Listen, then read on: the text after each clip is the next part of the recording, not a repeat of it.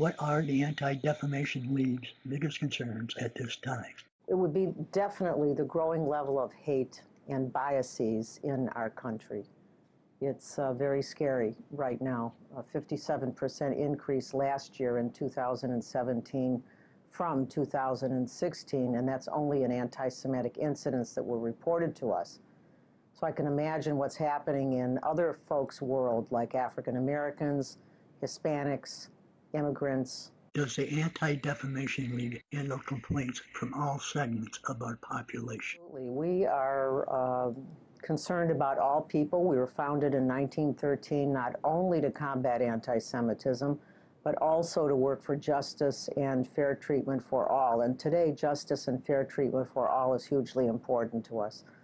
Racial stereotypes, biases, bullying in the schools.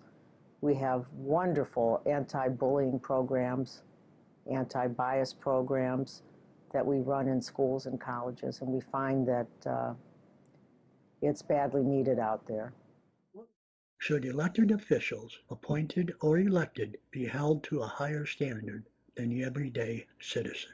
Well, I think we all should be held to high standards, but particularly if you're dealing with the public, if you're an elected official, you would want, I would hope, to set a good example for the folks that you work for in terms of your own rhetoric and identity.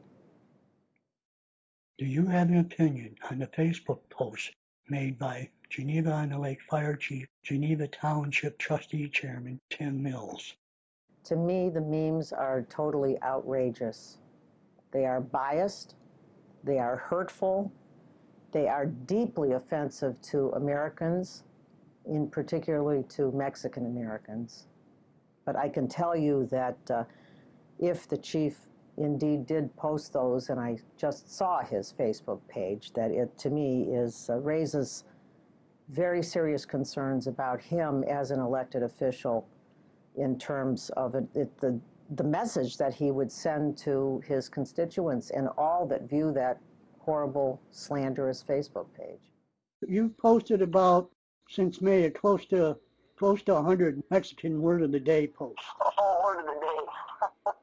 I misunderstood. Yeah, okay, that's just me poking fun at powerful friends that are Mexicans, and we joke about the way they say stuff, and I was talking to the Mexican Word of the Day on there. I've had some people look at them. When I do this story, they're going to be pretty harsh about those posts in regard to you being a public official. Oh, really? You think they'll be ticked off? I believe so, yes. Well, I have a brother-in-law and I have six actually, six nieces and nephews that are half Mexican, and they're, it's all poking fun. Believe me, I'm not. I hope that nobody takes it as I was. I'm trying to be like racist or anything, because that's the farthest from the truth on it. And what this demonstrates to those of us here at the ADL and Americans of good conscience is simply that we still do need to address the deep biases that some Americans have, and systemic racism at all levels of our society. What is the best way to address that? Well, I think, first of all, in getting to know the other, we all put our pants on the same way. We all bleed red. We've had for our country soldiers of many different backgrounds, ethnicities, die for this country so that we can remain free and live in a wonderful country where all are accepted. So I think that these kinds of memes just bring the country down a little bit. Yeah, so OLA was founded to really serve the farm worker population that was working in the nurseries, that was starting to grow and settle here with their families, and there was a need for a go-to organization that could help with all kinds of issues that were coming up. The biggest issues that Hispanics are facing is, I guess, this public campaign to create scorn towards the Hispanic community. There's a public campaign to I guess, dehumanize, and not just a campaign and discourse, but also in policy. What we're seeing, families separated at the border, has been finally in the spotlight. We have prisons now for children, babies, toddlers, not to mention increasingly harsher immigration policies that are focused on enforcement rather than how it was in the past with integrating and assimilating immigrants and working them into the fabric of America for the benefit of all and for our country. But now it's more about making the immigrant an enemy and trying to eliminate them from the country. Just being Mexican American myself, I'm very familiar with our culture and our history here in the United States. And there's always been a little bit of a tinge of anti-immigrant sentiment towards Mexican Americans. The raids and so forth, that's part of our music. It's part of our poetry, our books. You hear Woody Guthrie's song Deportee, that was written in 1949, and yet it still applies today. So this has been part of American life, I guess, for Mexican Americans. But what's happened recently, and I'm saying in the past 2 years, when you have it at the level of the President of the United States, using terms like breeding and rapists and some of these that they're infesting America, these types of words that dehumanize on a level we've not seen before. And then the policies have followed, very, very harsh policies where if somebody is working in the fields, picking crops, they don't have a paper, the punishment is they're going to be picked up in a military-style raid, thrown in prison, and forced to give up everything, their homes, their children, everything they've ever worked for, and then they're just dropped off on the other side of the border.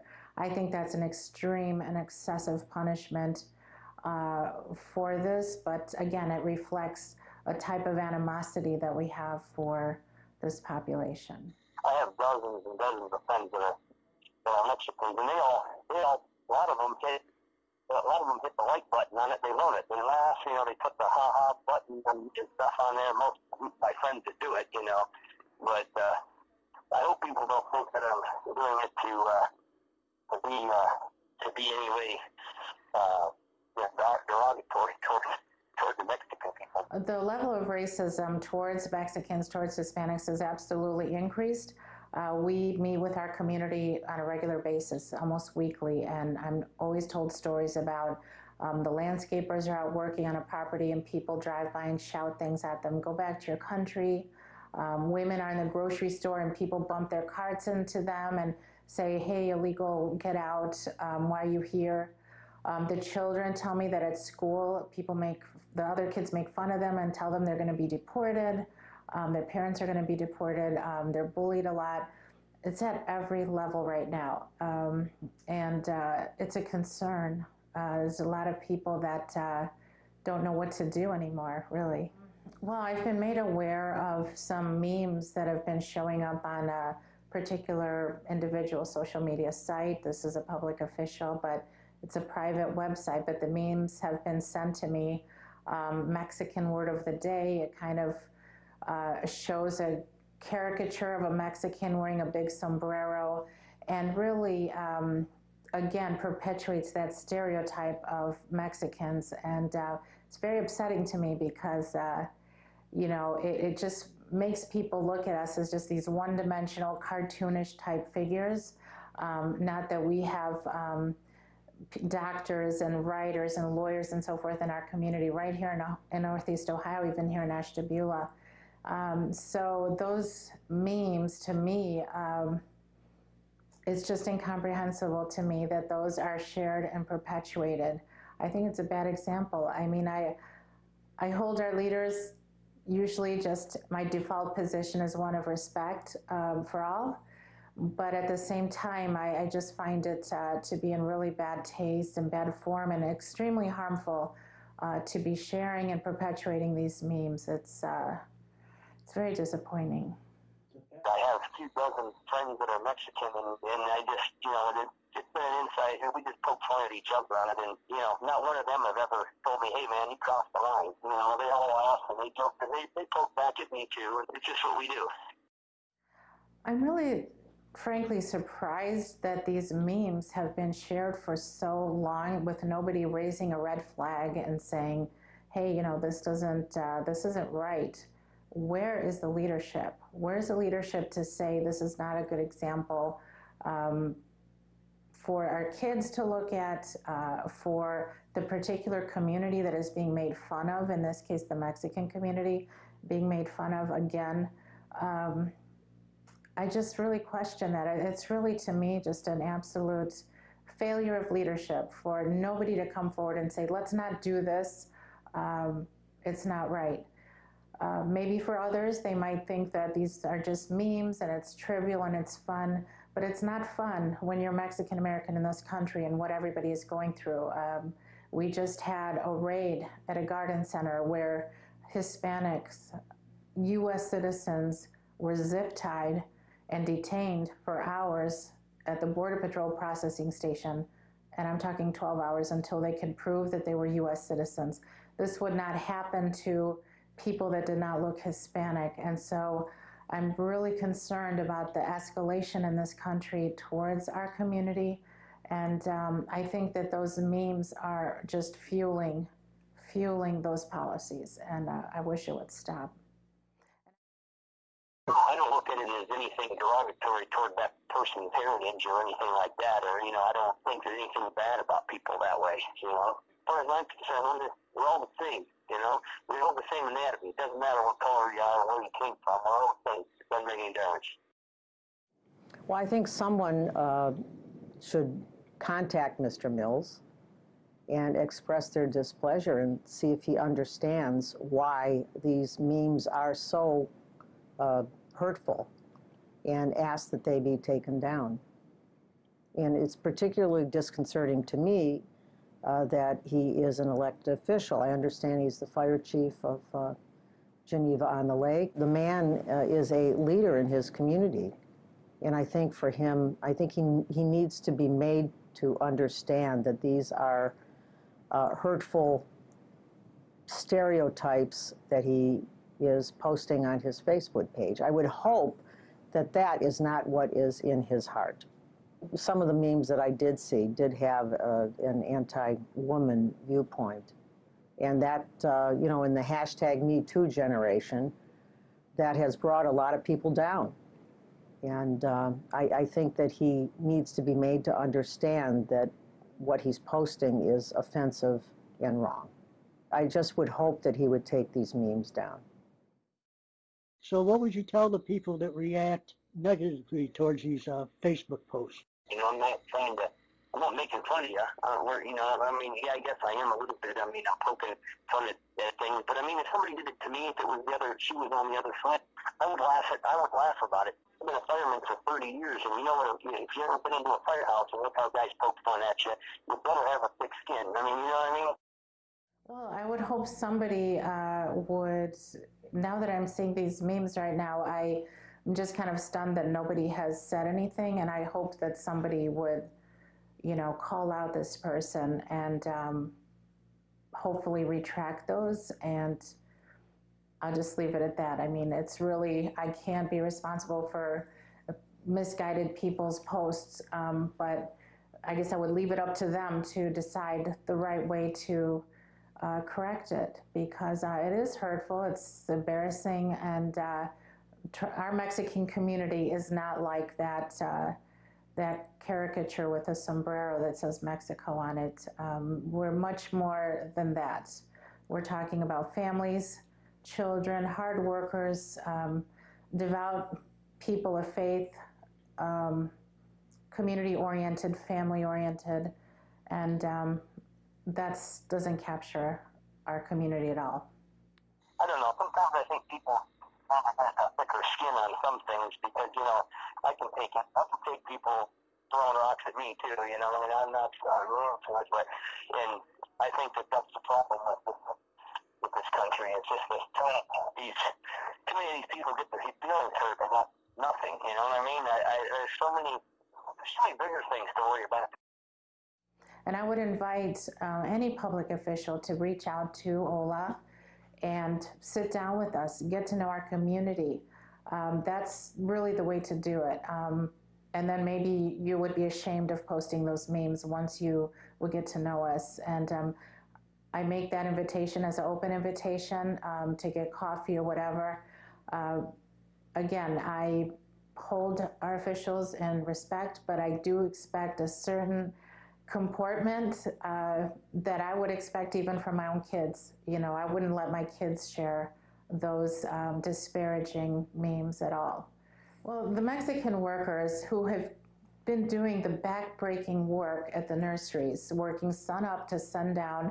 In many cases, the men have been there for years with no overtime, no benefits, no vacation pay, no raises, and yet they show up, they're on time, and they do the work, and they're proud to do the work.